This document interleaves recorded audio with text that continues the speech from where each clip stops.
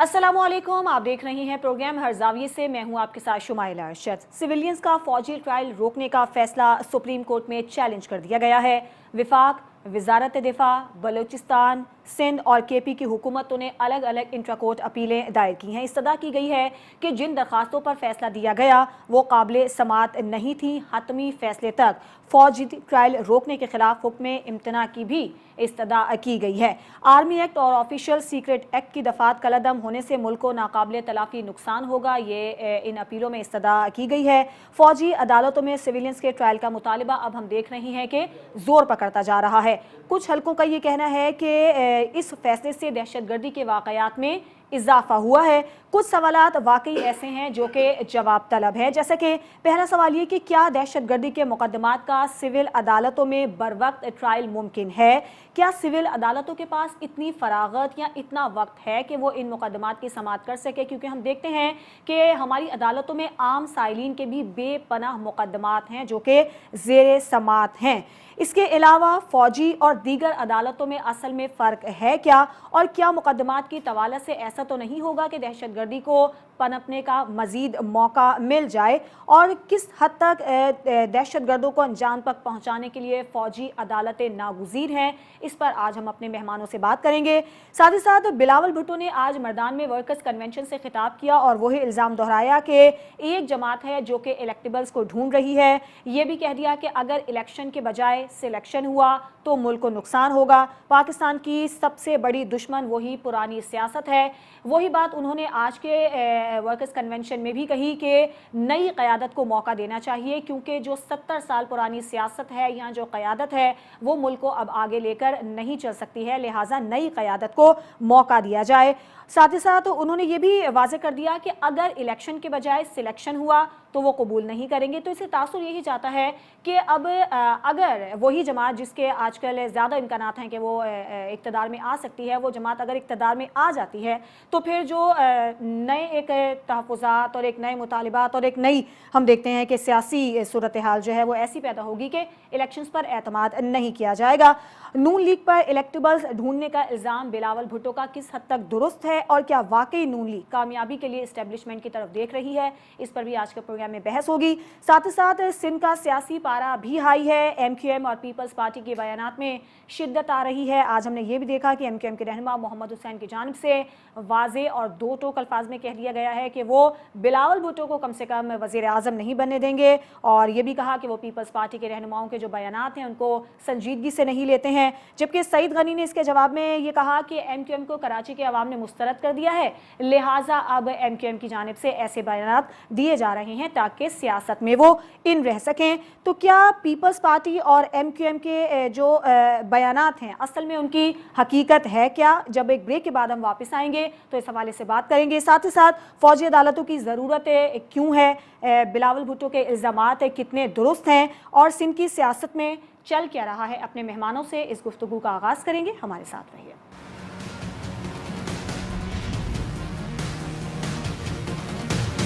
Welcome back. Programme का बाकायदा आगाज़ करते हैं। अपने मेहमानों से मैं आपका तारुफ करवा देती हूँ। ब्यूरो चीफ इस्लामाबाद काशिफ रफ़ीक हमारे साथ मौजूद हैं, ब्यूरो चीफ लाहौर मुनव्वर भट्ट, और ब्यूरो चीफ कराची इम्तियाज़ खान फरान साहब। आप तीनों का बहुत शुक्रिया। सबसे पहले काशिफ बताइएगा, मुल्क में दहशतगर्दी के जो बढ़ते वाक़यात हैं, एक कुछ हलकों का ये कहना है कि जो सुप्रीम कोर्ट की जानिब से फ़ैसला आया उसके बाद इन वाक़यात में इजाफा हुआ है। तो आप क्या समझते हैं, दहशतगर्दों को अंजाम तक पहुँचाने के लिए फ़ौजी अदालतें क्या वाकई नागुज़ीर हैं? बिस्मिल्लाहिर्रहमानिर्रहीम। शुमाइला, दहशतगर्दी के वाक़यात से हट के मैं ये इस पहलू को भी डिस्कस करना चाहता हूँ कि फ़ौजी अदालतों की ज़रूरत पड़ी क्यों। इसकी वजह यह शायद ये है कि जो हमारी दीगर अदालतें हैं, वो इंसदाद दहशतगर्दी की अदालतें हों और दीगर कोर्ट्स हों, उनकी जो इंसाफ देने की रेशो है, पोजीशन है, उसको अगर मद्देनज़र रखें तो जो हार्ड कोर टेररिस्ट हैं, जो मुल्क की सलामती के खिलाफ काम कर रहे हैं, मुल्क में इंसर्जेंसीज फैला रहे हैं और वहाँ पे फौजी जवानों की शहीद हो रहे हैं, उनके ऊपर हमले कर रहे हैं, ऐसे जो हार्ड लाइन टेररिस्ट हैं, उनके अगर आम अदालतों में आप केसेस चलाएंगे तो उनके खिलाफ गवाही कौन देगा? क्योंकि लोग डर जाते हैं इनका एक प्रॉपर नेटवर्क होता है, उस नेटवर्क की बेस के ऊपर एविडेंस आने होते हैं और फिर वो नेटवर्क पीछे से अपने उन लोगों को जो जेल में होते हैं, जो इस कार्रवाइयों में इन्वॉल्व होते हैं, उनका वो दिफा कर रहे होते हैं कि उनको हमने एक्सोनरेट कैसे कराना है या अदालतों से हमने छुड़ाना कैसे है। सो आप अगर उन लोगों को यह पता लगे कि फौजी अदालतें जो है उनमें ट्रायल सिविलियन का होना कलअदम करार पाया गया है, तो इससे उनको तकवीयत मिलेगी। लेकिन अब देखना यह है कि ये इम्तिहान है सुप्रीम कोर्ट का। सुप्रीम कोर्ट से ऑलरेडी ये फैसला आ चुका कि सिविलियन का ट्रायल मिलिट्री कोर्ट्स में नहीं हो सकता। लेकिन जो लोग जिनके प्यारों की यादगारों को मस्क किया गया, जिनके खिलाफ ये किया गया, वो तमाम के तमाम जो एग्रीव पार्टी है, वो अग्रीव पार्टी चाहती है कि मिलिट्री कोर्ट में हमारे प्यारों के साथ जो इन्होंने ज्यादती की, जो चीजें की, उनका ट्रायल वहां पे होना चाहिए। अब सुप्रीम कोर्ट ने के अंदर जो चली गई पिटीशंस, वजारत दिफा की चली गई, सिंध हुकूमत की चली गई, शोहदा फोरम की चली गई, अब वो तमाम पिटीशन सुप्रीम कोर्ट में है। सुप्रीम कोर्ट चाहे तो मिलिट्री कोर्ट्स को बहाल कर दे।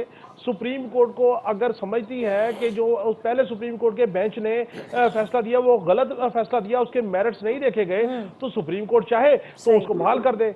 लेकिन इंपॉर्टेंट चीज ये है कि आपको जब मिलिट्री कोर्ट्स को एस्टैब्लिश करना है, उसमें ट्रायल करना है, तो फिर वहां पे ट्रायल स्पीडी होता है, वहां पे ट्रायल फेयरलेस होता है। वहां पे ये नहीं होता कि सुबह शाम आज वकील नहीं है, कल वो नहीं है, परसों गवाह नहीं है, और फिर उसके बाद पेशियों पे पेशी, पेशियों पे पेशी, और फिर 5-5 साल फैसले नहीं होते, 10-10 साल फैसले नहीं होते। हमारी सुप्रीम कोर्ट हो, हाई कोर्ट हो या लोअर कोर्ट हो, हमने देखा कि साल 15-15, 20-20 साल के बाद लोगों को इंसाफ मुयस्सर आया। सो उस वक्त तक गवाहान की सूरत क्या होगी, बाकी क्या होगी। और इससे हटके जब तक आपके मुआशरे में डिटरनेंस कायम नहीं होगी, ये बात नहीं तय होगी कि जिसने गलत किया है उसको सजा मिलेगी, तो फिर लोगों को तकवीयत मिलती है। यही तो इस एक पहलू का अहाता पूरे माशरे के मुख्तलिफ सिस्टम पे कर ले तो आपको अंदाजा हो जाएगा कि हमारे माशरों में बिगाड़ आया क्यों। तो मैं ये समझता हूं कि मिलिट्री कोर्ट्स के हवाले से जो एग्रीव पार्टी है, गवर्नमेंट ऑफ सिंध है, वजारत दिफा, इसका जो पॉइंट है, इनकी जो पिटीशन है, सुप्रीम कोर्ट इसको सुनेगी और सुप्रीम कोर्ट इसको कंसीडर करेगी। अब देखना यह है कि सुप्रीम कोर्ट इसको किस हद तक कंसीडर करती है, क्योंकि सुप्रीम कोर्ट को एक बड़ा सपोर्ट ये मिलेगा कि सेनेट ऑफ पाकिस्तान से भी इसके हक में करारदाद पास हो चुकी। गो के सेनेट में अब जो बाकी सेनेटर्स हैं वो सरापा एहतजाज है कि ये करारदाद जो है वो क्यों पास की गई है, इसको वापस लिया जाए। लेकिन सेनेट की करारदाद पास होने का मतलब ये है कि सेनेट ऑफ पाकिस्तान ने अपना फैसला जो मिलिट्री कोर्ट्स हैं उनकी फेवर में दे दिया। ठीक, अब सेनेट की करारदाद, शोहदा फोरम की पिटीशन, वजारत दिफा की पिटीशन और सिंध गवर्नमेंट की पिटीशन, इन तमाम को क्लब किया जाएगा। तो मैं ये समझता हूँ कि सुप्रीम कोर्ट इसको देखेगी। लेकिन अगर सुप्रीम कोर्ट ने मिलिट्री कोर्ट्स को बहाल नहीं करती तो मैं ये समझता हूँ कि फिर वो जितनी पुरानी एक्सरसाइज हुई वो तमाम की तमाम एक्सरसाइज फ्रूटाइल की जाएगी और लोगों का शायद जो है वो हौसला बढ़ेगा। ठीक है।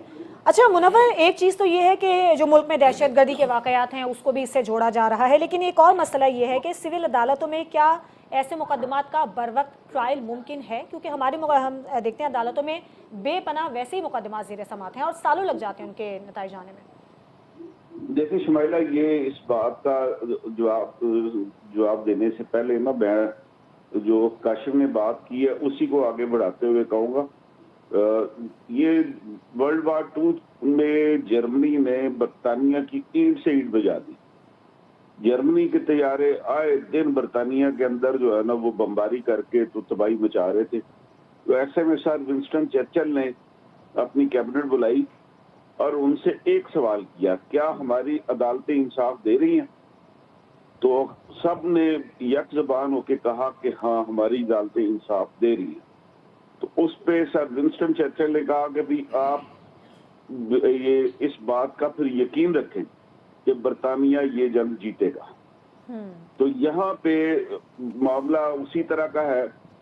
यहाँ पे मैं आप समेत तमाम पैनलिस्ट जो है ना उसके आगे यही सवाल रखता हूँ कि अगर हमारी अदालतें इंसाफ दे रही हैं तो फिर पाकिस्तान यकीनी तौर पे दहशतगर्दी के खिलाफ जो जंग है और जिन्होंने पाकिस्तान के इदारों के जो यादगारें हैं वहाँ पे हमले किए और कोर कमांडर हाउसेस पे हमले किए, वो सब उनको सजाएं मिलेंगी, बरकरार बाकी सजाएं मिलेंगी। लेकिन अगर के आगे फिर मैं सवाल छोड़ देता हूँ। बाकी रहा हमारी जो दहशतगर्दी कोर्स के इंसाफ देने की सलाहियत, तो मुझे इसमें कोई शक नहीं है। हमारी इंसदाद दहशतगर्दी की कोर्ट्स ने बहुत स्पीडी ट्रायल किए, और इससे पहले जबकि पाकिस्तान में दहशतगर्दी की एक लहर चल रही थी और मुतहरब जो ग्रुप है मजहबी मजहब के नाम पे जो कत्लो गारतगरी कर रहे थे और किसी का नाम लेने की भी इजाजत नहीं होती थी, तो उन सब के खिलाफ फिर एक ऐसा ऑपरेशन हुआ, और जिसके नतीजे में आज पाकिस्तान जो है वो कदरे जो मुल्क के अंदर फिरका वाराना दहशतगर्दी थी उससे बच गया, निकला है। ठीक। और आज भी जो इस दहशतगर्दी के अलाकार बने हुए थे लोग, वो सजाएं अपनी भुगत रहे हैं।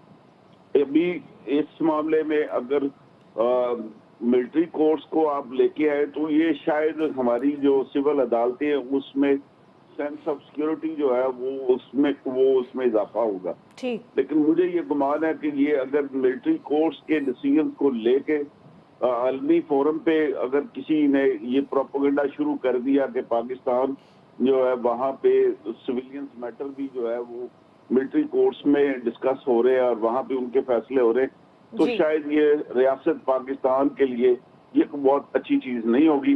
बहरहाल मुझे इस बात का पूरा यकीन है कि सुप्रीम कोर्ट ऑफ पाकिस्तान के कौमी जो मफाद है उसके मुताबिक जो है अपना फैसला देगी। ठीक है, ये तो अब देखेंगे क्योंकि ये मुतालिबा सामने तो आ रहा है बड़े ज़ोरों से। इम्तियाज़ साहब, सुप्रीम अदालतों में दहशतगर्दी के मुकदमात कानूनी नुक्तों में तो नहीं फंस जाएंगे? देखिए, बात ये है कि जो फौजी अदालतों में सज़ाएं होंगी, क्या उसकी अपील सुप्रीम कोर्ट में है या नहीं है? सुप्रीम कोर्ट में अपील का तो है ना, ओपन है फोरम, तो सुप्रीम कोर्ट में आ जाएगा तो वहाँ पे कर लें अगर कोई ज़्यादती वाली बात हुई है या किसी किस्म के मामलात हुए। फिर दूसरी ये है कि ये हम जो बात कर रहे हैं कि सिविलियन का ट्रायल, क्या मेरी शादी ब्याह के मुकदमात जाएंगे वहाँ? मेरी जायदाद का मसला जा रहा है वहाँ पर? मेरे क्या किसी कत्ल का मसला जा रहा है वहाँ पर? या ये कि जो मेरी ज़मीनों पे कब्ज़ा किया है किसी ने या लैंड ग्रेबिंग कर रहा है वो जा रहा है मसला वहाँ पे? नहीं जा रहा ना। ये एक मखसूस मुकदमा है, जो मुकदमात कहें या मुकदमा कहें वो 9 मई से रिलेटेड है। वो उस वक्त जा रहे हैं कि जनाब आर्मी इंस्टॉलेशन पे चूँकि हमले हुए हैं इसलिए हमें उसका फैसला करने की इजाज़त दी जाए। इसको हम कहाँ सिविलियन से जोड़ रहे हैं कि जनाब सिविलियन के ट्रायल? बात यह कि उसमें सिविलियन भी हैं, उसमें उनके अपने भी हैं जिन्हें रिटायर भी किया गया है, जिनके खिलाफ कार्रवाई ऑलरेडी हो चुकी है, सारी चीज़ें हो गई हैं। पहली मरतबा ऐसा हुआ या नहीं हुआ, पहले हम इस पर भी गुफ्तगू कर लें कि फर्स्ट टाइम सर्विंग भी, रिटायर्ड भी, यानी कि अब नाम लिए बगैर के एक यानी आर्मी चीफ की नवासी अभी तक कैद है, सारी चीज़ें वहाँ पर मौजूद है। कोई एक्स्ट्रा ऑर्डिनरी काम हुआ या नहीं हुआ? अगर नहीं हुआ तो फिर हम उसमें बात करेंगे, जैसे शादी ब्याह, तलाक के हमारे मामला जा रहे हैं या वो हमारे लैंड ग्रेबिंग के मामला जा रहे हैं। एक केस है, ये बिल्कुल ऐसे ही है जो कल भी मैंने कहा था कि नेशनल एक्शन प्लान जो बना था उसके 20 नुकात पढ़ लें आप, उसमें हम सब ने बहस की थी।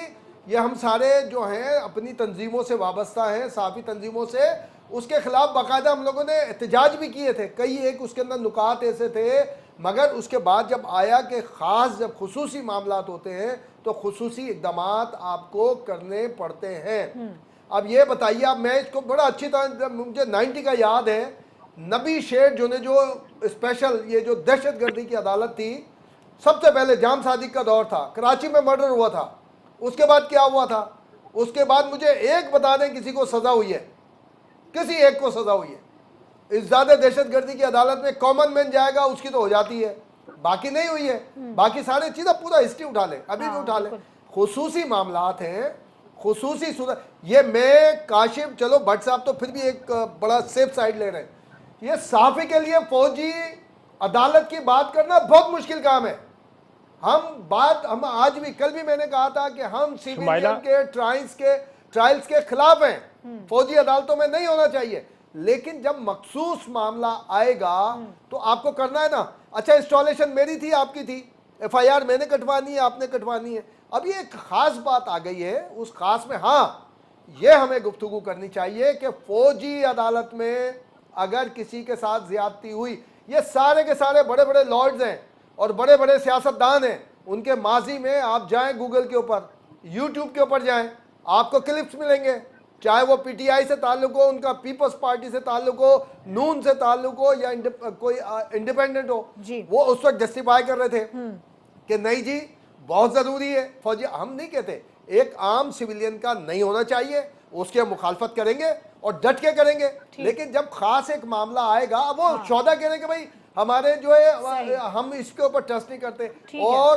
कोई जो काशिफ एक बात कर रहा था, नहीं आते लोग गवाही देने के लिए, उनको एक शेल्टर चाहिए होता है, एक सेफ साइट चाहिए होती है। हम तो कह रहे हैं सुप्रीम कोर्ट में अपील आएगी ना, अच्छा फिर उस फौजी अदालत में क्या वकील नहीं जाएंगे?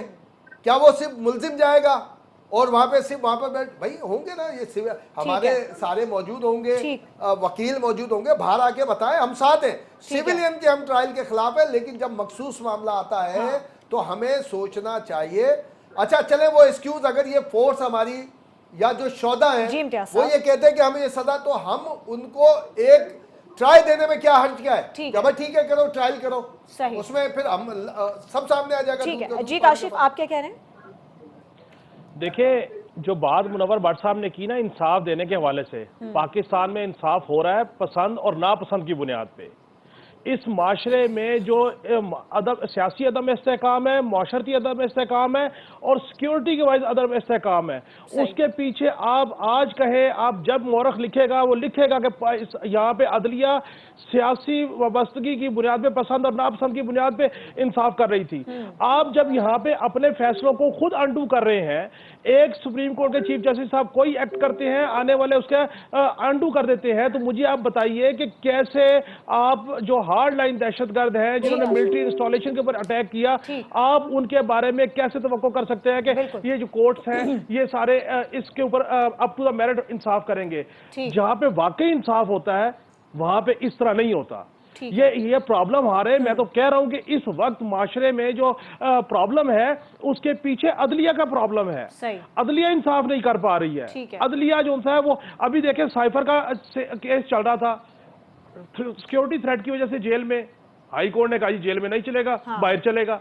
अब आप मुझे बताइए, आधा केस चला, फिर कोई और मामला हो जाता है, फिर कोई और मामला हो जाता है। सो कंसिस्टेंसी ऑफ माइंड के लिए जरूरी है कि आप मिलिट्री कोर्ट को लेके जाएं, उसके बाद एपलेट कोर्ट में जाके आप अपनी ग्रीवेंसेस दे दें अगर कोई आपको साथ जाती हुई है तो। सही है, एक ब्रेक का वक्त हुआ है, ब्रेक के बाद जब हम वापस आएंगे तो बिलावल आजकल खासे तुंदो-तेज बयान दे रहे हैं। उन्होंने एक बार फिर नून लीग पर इलेक्टेबल्स को ढूंढने का इल्जाम लगा दिया है।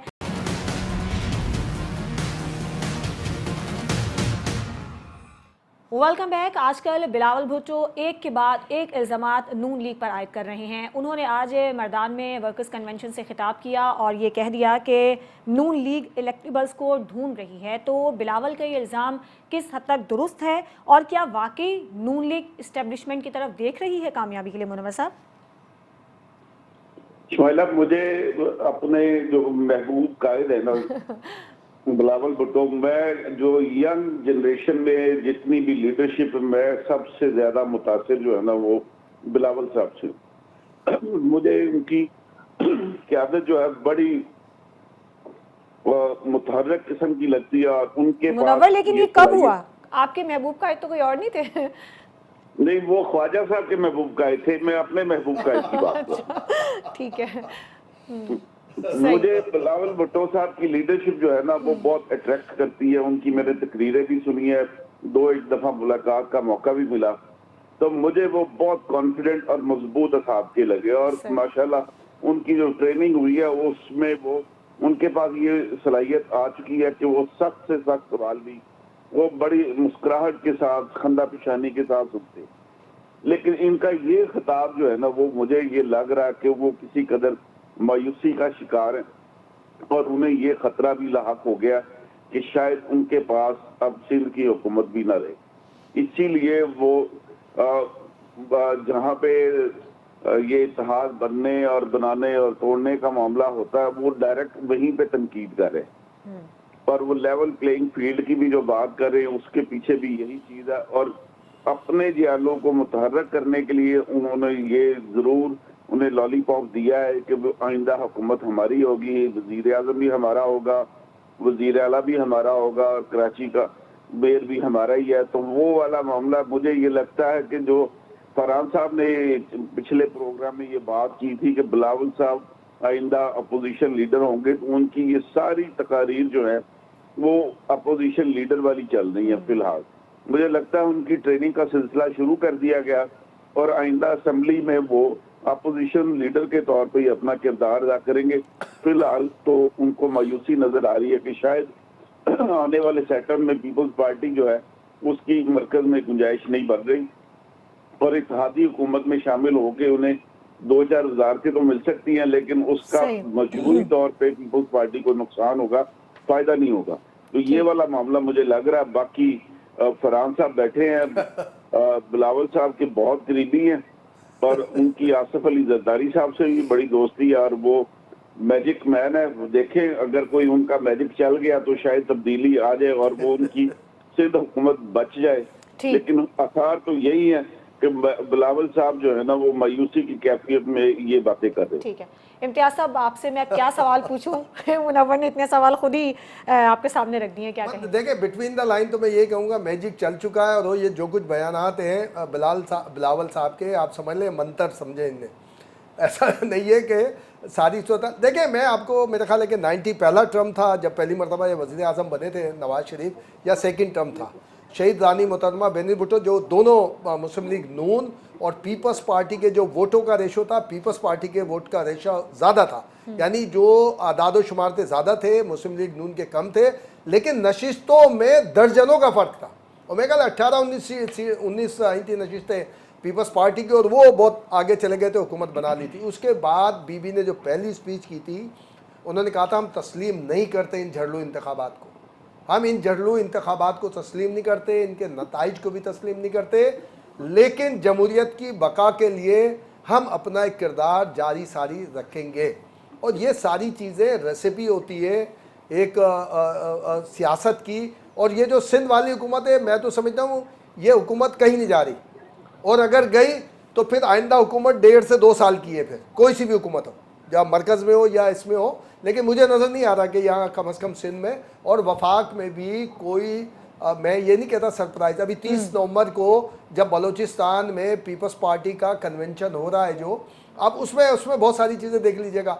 अभी मियाँ नवाज शरीफ वहाँ पर होकर आए, काफ़ी लोग उधर शामिल हुए, लेकिन जाहिर है कि जाम कमाल देखें, सनाउल्लाह ज़हरी साहब पीपल्स पार्टी में, जाम कमाल की जो मैंने कल भी बात की थी, उन्होंने आसिफ साहब से, बिलावल साहब से भी मुलाकात की थी, लेकिन वो नहीं आए। सनाउल्लाह ज़हरी की मौजूदगी में बहुत मुश्किल है जाम कमाल।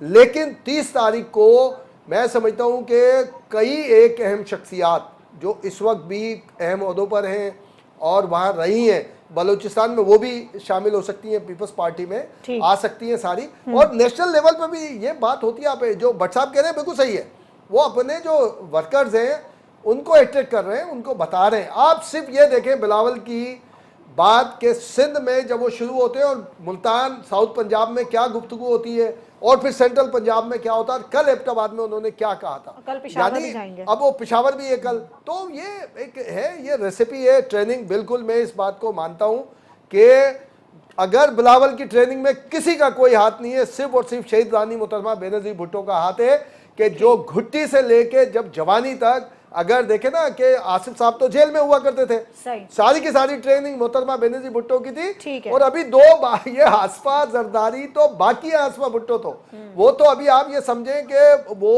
आगे, मैं समझता हूँ कि मैजिक चल रहा है और ये मंत्र के तौर पे लिया जाए और ये मंत्र भी अपना काम कर रहे हैं। ठीक है काशिफ, आप भी इस बात से इत्तेफाक करते हैं कि बिलावल की ट्रेनिंग चल रही है?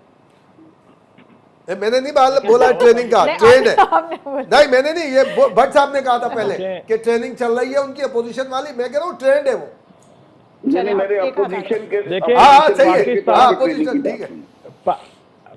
पाकिस्तान में सियासत एक ही नजरिए के ऊपर चल रही है और छोटी बड़ी तमाम सियासी जमातों को देख लें तो वो एक नजरिए में मुश्तरक है और वो है नजरिया कुर्सी। ना कोई हदूद, ना कयूद, ना इखलाकियात, ना बात, ना कोई और चीज। एक एक सियासी जमात को उठा के देख लें, इनके आपको 36 यूटर नजर आएंगे। और इन सारी सियासी जमातों ने जितनी शद्दोमत से चेयरमैन तहरीक इंसाफ को यू टर्न करार दिया था, सारे उससे बड़े यू टर्न लेके बैठे हुए हैं। जुल्म देखे, ये एमक्यूएम वाले चल के जरदारी साहब के पास जा रहे थे पीडीएम की हुकूमत में, गवर्नर लिया उनसे, अब कहते हैं पीपल्स पार्टी लूट गई सिंध को और हम सिंध को बचाएंगे। हाँ। ठीक है जी, जिन्होंने अपने कायद से वफा नहीं की वो अवाम से वफा करेंगे, खुदा को माने, किसको बेवकूफ़ बना रहे हैं भाई। अच्छा, अब आप देखें, ये बात रोज़े रोशन की तरह आया है बतौर साफ़ी तालिब इल्म, आप लिख लीजिए नाम, तो सियासी अकाबरीन जरदारी साहब पे बहरहाल एतबार करने को तैयार है, नवाज शरीफ साहब पे एतबार करने को तैयार नहीं है। आपके खिलाफ जिन्होंने प्रेस कॉन्फ्रेंसेस की, आपकी जमात के टिकट रात को लिए, सुबह छोड़ दिए, और नून लीग को बिल्कुल ऐसे बेयारो मददगार छोड़ के तहरीक इंसाफ की कश्ती में सवार हो गए। आप जाके उनको अपने साथ शामिल करवा रहे हैं, ये इलेक्टेबल्स को शामिल करवा रहे हैं, या रोजे रोशन की तरह यह बात है। भाई आप हिम्मत करें, आप इतने पॉपुलर लीडर हैं, आप कहें जी हम उन लोगों को, लोटों को नहीं लेंगे जो हमें छोड़ गए मुश्किल वक्त में, हम अपनी लीडरशिप को टिकट देंगे। क्यों नहीं आप देते? आप इतने पॉपुलर जमात के लीडर हैं, पाकिस्तान में 35 साल से सियासत कर रहे हैं, आपको यकीन नहीं है कि आप अपने नौजवानों को टिकट देंगे और वो जीत जाएंगे? इसलिए आप लोगों के इलेक्टेबल्स को अपने साथ मिला रहे हैं कि आपका नंबर बढ़ जाए। सही। और मैं आपको बताऊं, एक हकीकत आज आपको बता दूं, अगर चेयरमैन तहरीक इंसाफ और जनरल बाजवा साहब अपोजिशन को इकट्ठा ना होने देते तो ये अपोजिशन जो है पीडीएम की सूरत में आदमी एतमाद नहीं कर सकती थी। और अगर ये मिस्टेक नवाज शरीफ साहब ने की कि सिंध जरदारी साहब से ले लिया, ये मेरी बात याद रखिएगा, तो नवाज शरीफ साहब की हुकूमत जो है वो साल के अंदर अंदर टॉपल हो जाएगी। तो 1.5 साल की बात कर रहे हैं, ये लॉजिकल बात है। तीसरी बात, ये सिर्फ टोपी ड्रामा है। ये तय हो गया कि अगर नून लीग मरकज में बैठेगी तो पीपल्स पार्टी अपोजिशन में होगी, अगर पीपल्स पार्टी मरकज में होगी तो नून लीग अपोजिशन में होगी। इन दोनों जमातों में से सबसे ज्यादा नून लीग को खदशा है, खौफ है तहरीक इंसाफ के वोट बैंक से कि उसको कैसे काउंटर करना पंजाब में। ठीक। पानीपत की लड़ाई पंजाब में होनी है सियासी तौर पे। पीपल्स पार्टी का कुछ स्टेक नहीं है पंजाब में इतना ज्यादा, वो साउथ की तरफ से 8-10 सीटें अपनी उठा लेंगे। ठीक। और मैं आपको बताऊं, पिछले इलेक्शन में फैसल सालेयाद साहब सीट जीते हुए थे, 800 का मार्जिन था। साकिब निसार साहब ने कहा आज के बाद किसी की रिकाउंटिंग नहीं होगी। अगर वो रिकाउंटिंग होती तो पीपल्स पार्टी पिछले 2018 के इलेक्शन में भी 10-12 सीटें जीती हुई थी। सो मेरा मकसद ये नहीं कि पीपल्स पार्टी जाए, नून लीग जाए, मैं तो अवाम को इस फोरम से ये आगाह कर रहा हूं कि ये सारे पीडीएम वाले 16 साल हुकूमत में थे, बुग़्ज़ तहरीक इंसाफ में, और देखिए अल्लाह का कमाल, ये अल्लाह का इंसाफ है। उस वक्त सारे बुग़्ज़ तहरीक इंसाफ में इकट्ठे थे, आज सारे एक दूसरे के खिलाफ है। और आपको याद होगा मैंने कहा था ये एक दूसरे के खिलाफ तनकीद के नक्शे पे खाएंगे। हाँ, तो मेरे पैनलिस्ट कहते थे ऐसा नहीं होगा। आप देख लीजिए अब क्या हो रहा है, एक दूसरे के साथ हाथ मिलाने वाले एक दूसरे के सर हो गए। ठीक है, एक ब्रेक का वक्त हुआ है। ब्रेक के बाद जब हम वापस आएंगे तो सिंध की सियासत के हवाले से बात करेंगे, क्योंकि पीपल्स पार्टी और एमक्यूएम के रहनुमाओं की जानिब से एक दूसरे पर लफ्जी गोलाबारी की जा रही है, इल्जामात की बौछार की जा रही है। इस पर बात करेंगे ब्रेक के बाद।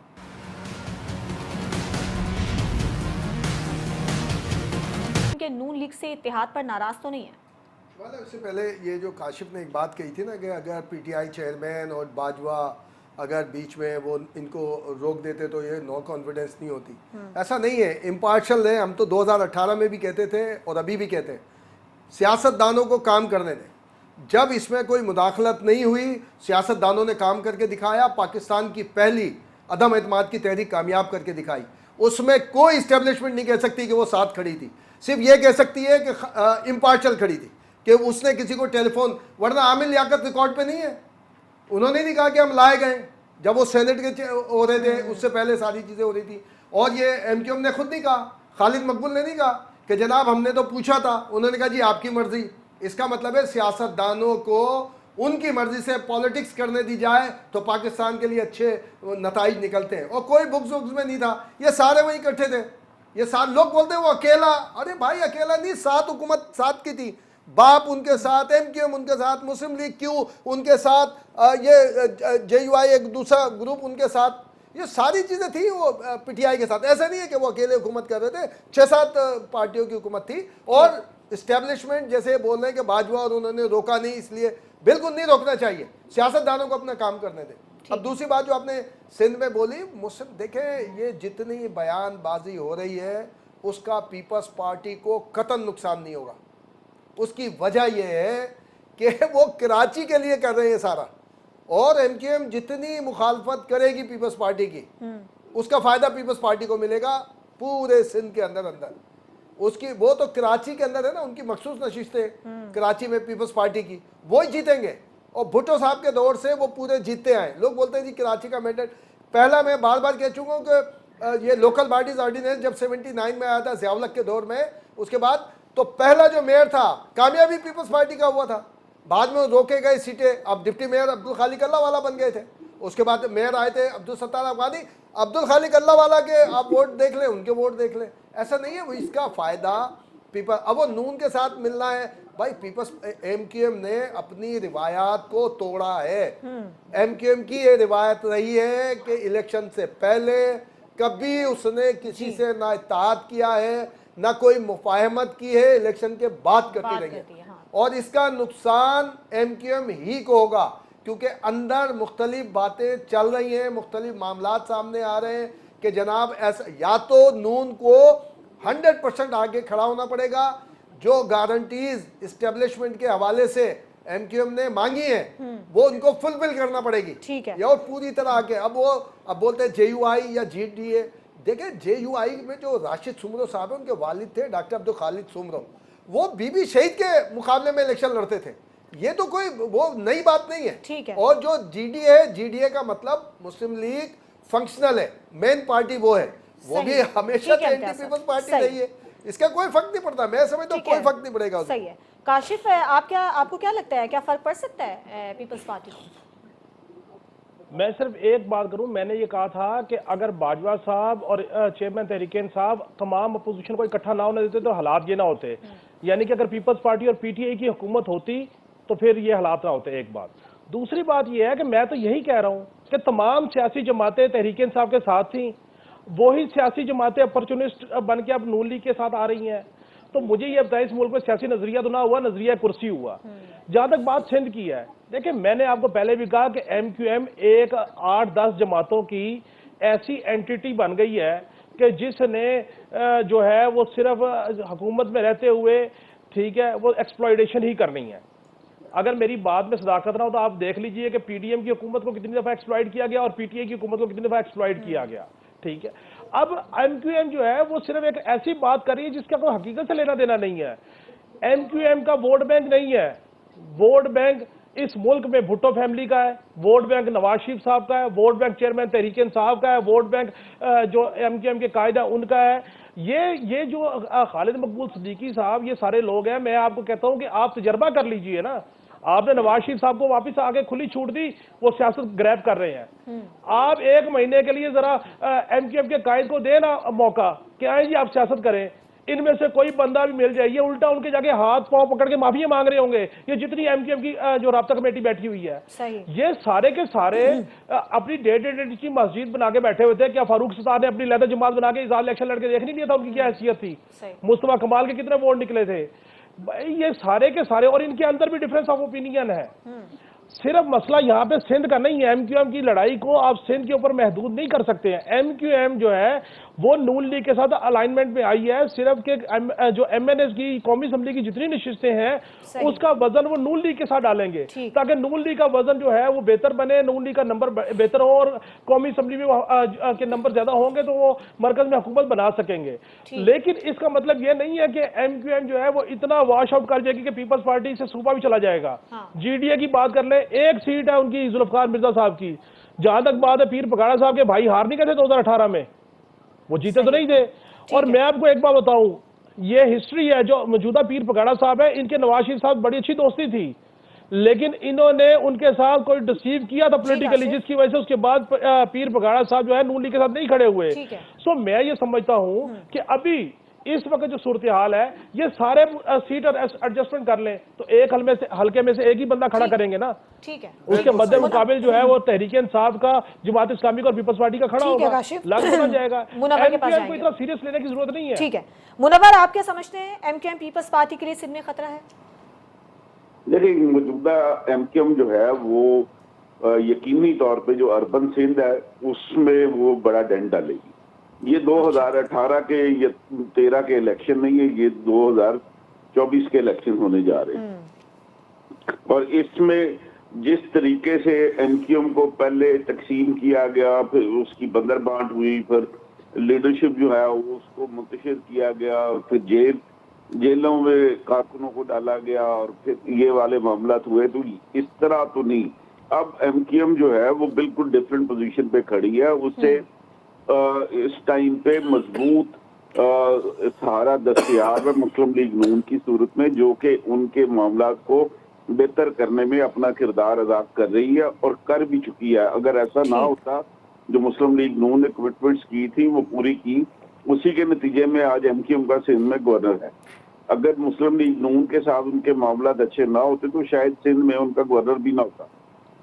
तो ये वाला मामला, तो एमक्यूएम जो है वो इसमें मुझे कतई तौर पे कोई शक नहीं है कि एमक्यूएम अर्बन सिंध की एक बहुत पॉपुलर पार्टी है।